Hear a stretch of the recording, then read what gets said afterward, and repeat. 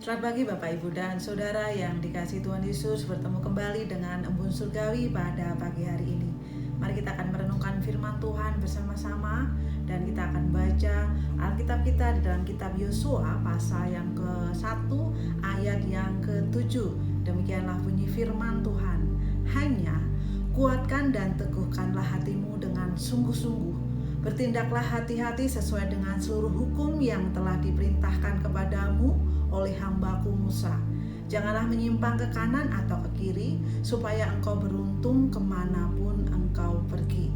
Bapak, Ibu, dan Saudara yang dikasihi Tuhan, kuatkan dan teguhkanlah hatimu.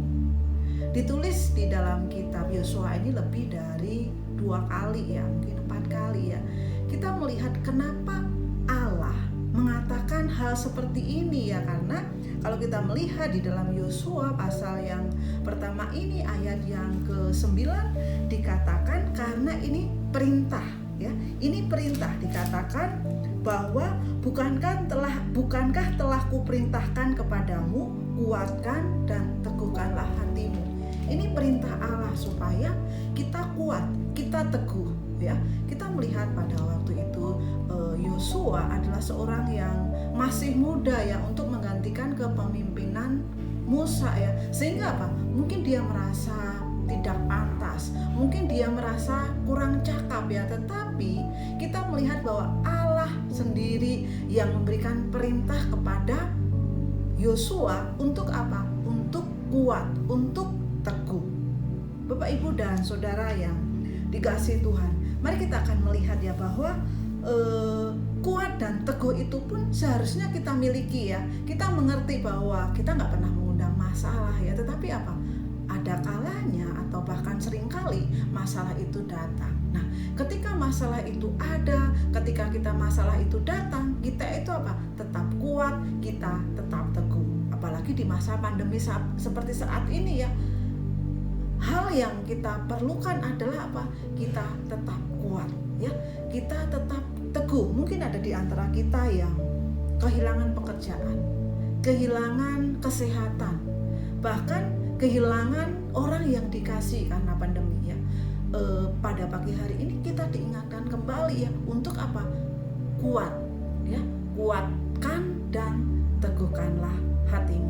Mari kita akan bersama-sama melihat bagaimana kuat dan teguh itu juga bisa kita rasakan di dalam kehidupan kita atau kita lakukan di dalam kehidupan kita. Kenapa kita harus kuat dan teguh hati? Yang pertama, supaya kita tetap bersandar kepada kekuatan Tuhan saja ya.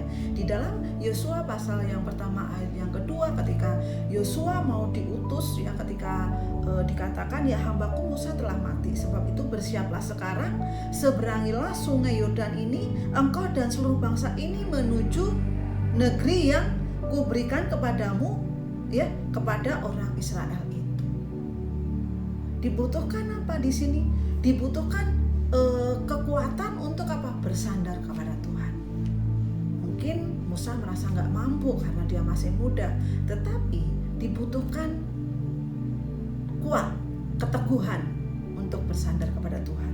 Yang kedua, mengapa kita harus tetap kuat dan teguh hati ya? Supaya apa? Kita tetap memegang janji Tuhan. Di ayat yang kelima, seorang pun tidak akan dapat bertahan menghadapi engkau seumur hidupmu. Seperti aku menyertai Musa, demikianlah aku akan menyertai engkau. Aku tidak akan membiarkan engkau dan tidak akan meninggalkan engkau. Bapak, Ibu, dan Saudara yang dikasihi Tuhan, ini janji Tuhan. Untuk kita memegang janji Tuhan, untuk kita setia kepada janji Tuhan, yang kita butuhkan adalah kuat dan teguh hati. Dan yang ketiga, di ayat yang ke-7 dikatakan, hanya kuatkan dan teguhkanlah hatimu dengan sungguh-sungguh. Bertindaklah hati-hati sesuai dengan seluruh hukum yang telah diperintahkan kepadamu oleh hambaku Musa. Janganlah menyimpang ke kanan atau ke kiri, supaya engkau beruntung kemanapun engkau pergi. Supaya kita tetap taat kepada firman-Nya, supaya kita tetap taat kepada ketetapan-ketetapannya, seperti yang tertulis di ayat yang ke-8 di dalam Yosua 1 ini. Kita apa? Perlu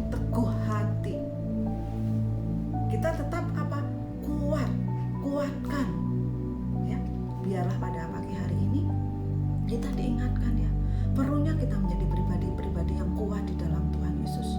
Perlunya kita menjadi pribadi yang teguh di dalam Tuhan Yesus.